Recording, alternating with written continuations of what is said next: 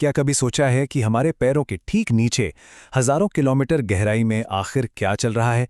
ये किसी locked room mystery यानी एक बंद कमरे के रहस्य जैसा है। एक ऐसी जगह जहां आज तक कोई पहुंच नहीं सका, फिर भी विज्ञान ने बड़ी ही चतुराई से इस पहेली को सुलझा लिया है। तो चलिए आज के इस एक्सप्लेनर में इस अद्भुत भूगर्भीय जासूसी की कहानी को डिकोड करते हैं। अब जरा इस नंबर पे गौर करते हैं। 6378 किलोमीटर, ये हमारी पृथ्वी की कुल त्रिज्या यानी रेडियस है। सच कहें तो ये आंकड़ा इतना विशाल है कि इसे हजम करना थोड़ा मुश्किल है।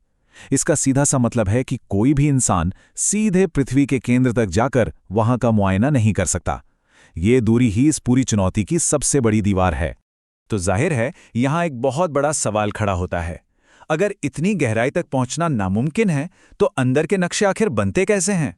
जरा इस बात पर ध्यान दीजिए कि इंसान ने अब तक जो सबसे गहरा गड्ढा खोदा है वो आर्कटिक के कोला क्षेत्र में है, और वो सिर्फ 12 किलोमीटर गहरा है। 6378 किलोमीटर के सामने 12 किलोमीटर, ये तो समंदर में एक बूंद के बराबर भी नहीं है। इसीलिए इस गहरे रहस्य को सुलझाने के लिए सीधे तौर पर नहीं बल्कि कुछ इनडायरेक्ट जासूसी का सहारा लेना पड़ता है।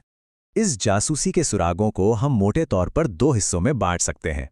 एक तरफ है प्रत्यक्ष या डायरेक्ट प्रमाण, जिन्हें हम असल में देख या छू सकते हैं, जैसे गहरी खदानों से निकाली गई चट्टानें या फिर ज्वालामुखी से उबलता हुआ बाहर आने वाला लावा। लेकिन दूसरी तरफ है अप्रत्यक्ष यानी इनडायरेक्ट सुराग, जैसे अंतरिक्ष से गिरने वाले उल्कापिंड। अब उल्कापिंड इसलिए खास हैं क्योंकि वे बिल्कुल उन्हीं पदार्थों से बने हैं जिनसे हमारी पृथ्वी बनी है। इसके अलावा गुरुत्वाकर्षण में होने वाले छोटे छोटे बदलाव और चुंबकीय सर्वेक्षण भी हमें अंदर छिपे हुए द्रव्यमान के बारे में बहुत कुछ बता देते हैं। लेकिन इन सब के बीच जो सबसे बड़ा और सबसे अहम गवाह है वो एक बेहद विनाशकारी घटना के रूप में सामने आता है।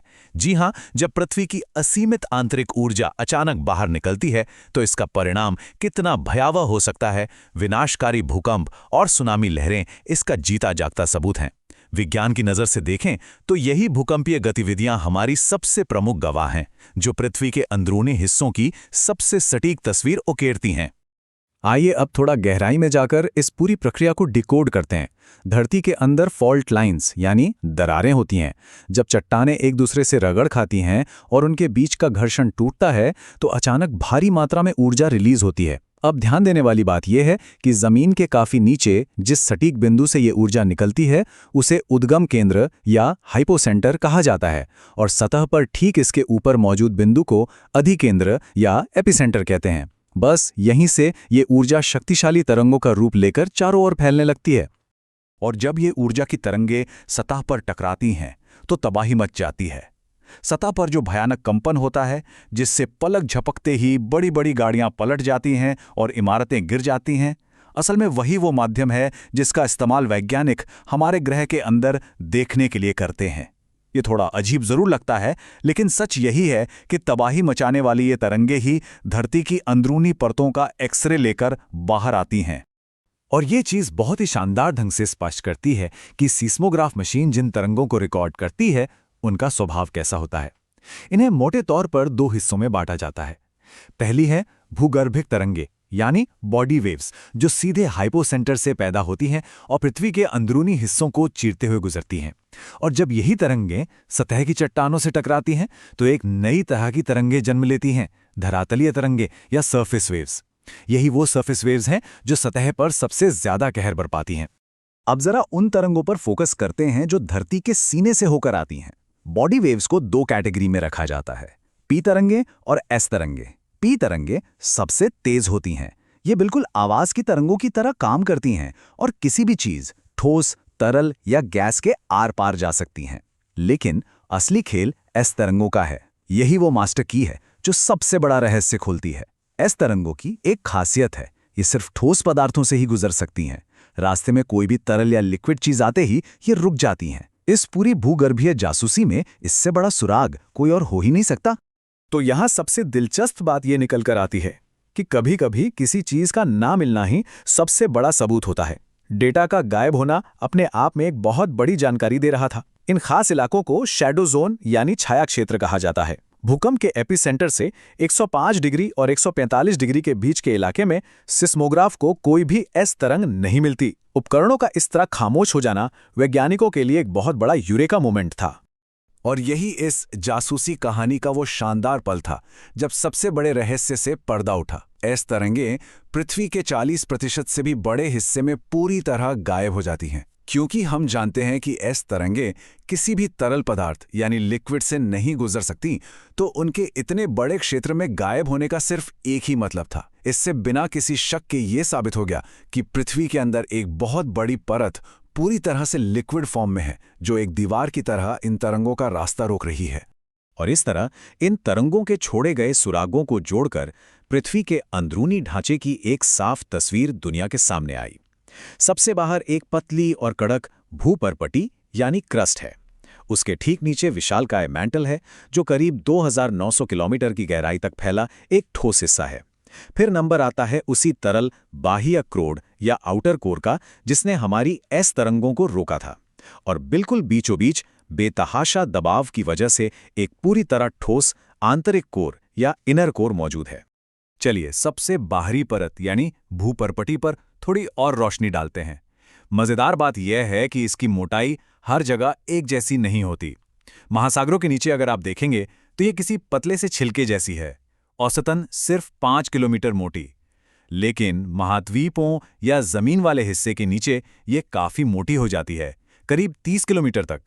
और हिमालय जैसे विशाल पहाड़ों के नीचे तो ये 70 किलोमीटर तक गहरी हो सकती है। अब इस क्रस्ट से थोड़ा नीचे चलें तो आता है मेंटल का ऊपरी हिस्सा, जिसे एस्थीनोस्फेयर या दुर्बलता मंडल कहते हैं। नाम में ही एस्थीनो है, जिसका मतलब होता है कमजोर। ये लगभग 400 किलोमीटर की गहराई तक फैला हुआ है। ये परत इतनी अहम क्यों है? क्योंकि जब ज्वालामुखी फटता है और जो आग उगलता हुआ लावा हमें सतह पर दिखाई देता है, उसकी असली जन्मस्थली, उसका सोर्स यही एस्थीनोस्फेयर है। अब एक सवाल ये भी है कि जमीन के नीचे होने वाली इस जबरदस्त उथल-पुथल को नापा कैसे जाए? इसके लिए वैज्ञानिक 2 अलग-अलग पैमानों का इस्तेमाल करते हैं। पहला है रिक्टर स्केल, जो पूरी तरह से एक गणितीय पैमाना है। ये बताता है कि भूकंप के दौरान कुल कितनी ऊर्जा बाहर निकली। और दूसरा है मर्केली स्केल।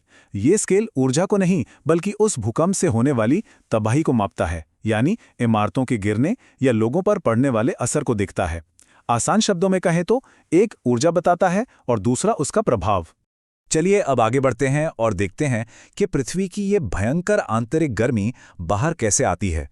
ये प्रक्रिया हर जगह एक जैसी नहीं होती।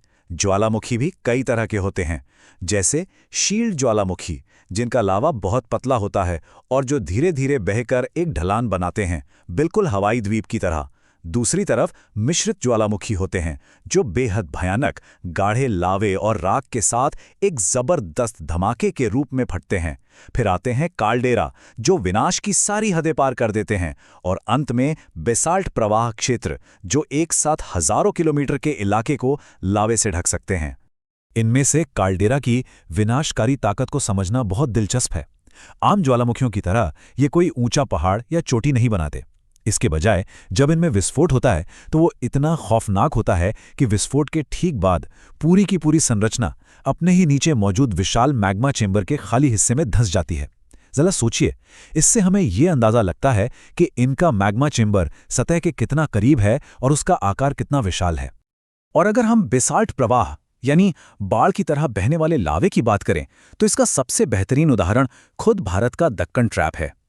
एक वक्त था जब यहां अत्यधिक पतला और तरल लावा एक लंबे अरसे तक बहता रहा और उसने धीरे धीरे आज के महाराष्ट्र पठार के एक बहुत बड़े हिस्से को पूरी तरह से लावे की चादर से ढक दिया। ये साफ दिखाता है कि कैसे पृथ्वी की अंदरूनी गर्मी महज कुछ वक्त में पूरे के पूरे महाद्वीप का भूगोल बदलने की ताकत रखती है। लेकिन यहाँ एक कैच है। हमेशा ऐसा नहीं होता कि सारा का सारा मैग्मा जमीन को चीरकर बाहर आ ही जाए। बहुत सारा मैग्मा ऐसा होता है जो जमीन के नीचे ही ठंडा हो जाता है और वहीं जमकर विशालकाय आकृतियां बना लेता है। इन्हें अंतर्वेधी आकृतियां या इंट्रूसिव लैंडफॉर्म्स कहते हैं। फिर चाहे वो ग्रेनाइट के बने गहरे और विशाल बैथोलिथ्स हों या फिर छतरी के आकार वाले लैकोलिथ, ये सब जमीन के नीचे चुपचाप दबे रहते हैं और दुनिया के सामने तद आते हैं जब हजारों सालों की प्रक्रिया में ऊपर की मिट्टी और चट्टानें घिसकर हट जाती हैं।